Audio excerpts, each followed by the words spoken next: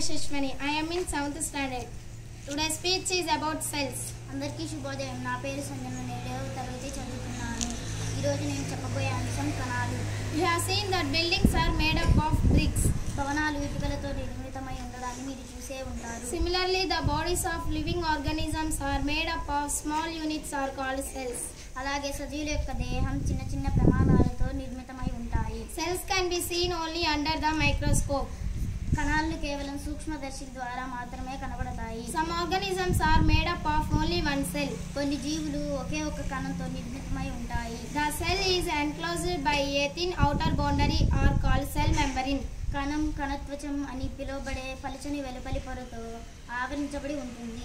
Most cells have a distinct centrally located by a spherical structure or called nucleus. కొన్ని కణాలు విభిన్నంగా ఉంటాయి. మధ్య భాగంలో గుండ్రటి కేంద్రకం అనే పొరతో ఆవరించబడి ఉంటుంది. The nucleus is surrounded by a jelly substances like called cytoplasma.